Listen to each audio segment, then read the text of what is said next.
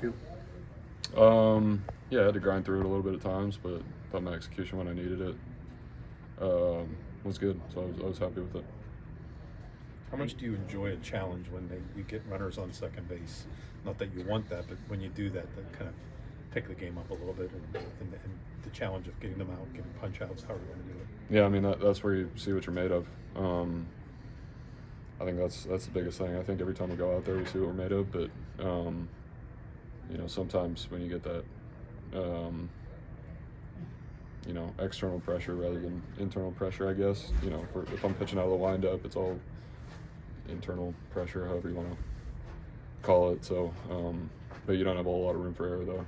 So, really just see what you're made of. Why do you think you match up so well with the Reds? Any particular reason?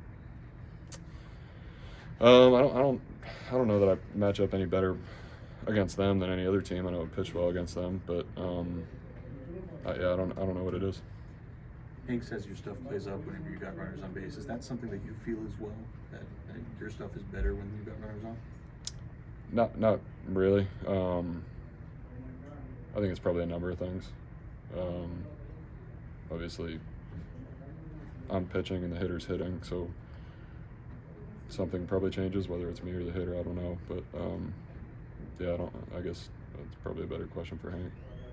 What has it been like for you to be so successful at home? I think you have 5 consecutive starts without allowing a run. What has been the secret of pitching so well at PNC Park?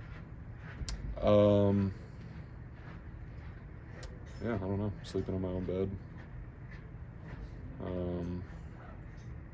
I don't know what it is. I really don't.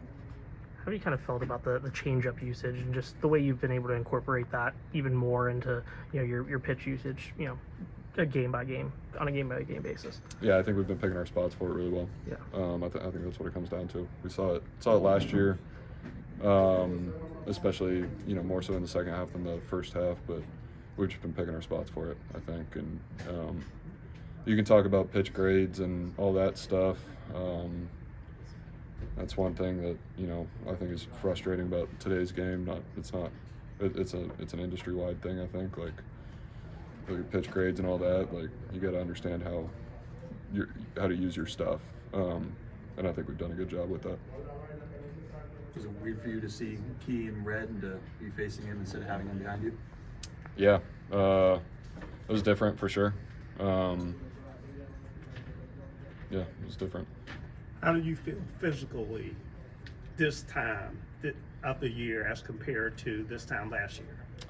Yeah, I don't really remember, because there are starts where you're not going to feel as good. There are starts where you're going to feel great. You know, it's a kind of a cliche, I think, with starting pitchers, but in the day-to-day, showing up and doing my work, I think I feel better this time now than I did this time last year. Start to start, I think there are so many factors that go into it. How you wake up on game day and that kind of thing. Like there's a lot of stuff that goes into it, but day to day, showing up to the park and doing all that, I think I'm feeling better now than I was this time last year. I think start 23 last year was at Yankee Stadium. That was the last one of the season. You just made start 24 in this season. What has that been like for you to kind of get beyond last year's, you know, start total and knowing that there's still, you know, a chance to get over 30? Yeah, I mean that was the goal at the beginning of the season, is make every start. You know, all the other stuff is going to take care of itself. You know, you look at last year. I don't remember how many starts I made in spring training last year or this year. But I would assume it was around 35 total last year. And this year it'll probably be around 40 total, because you're still making starts in spring training. Those are still innings. So I don't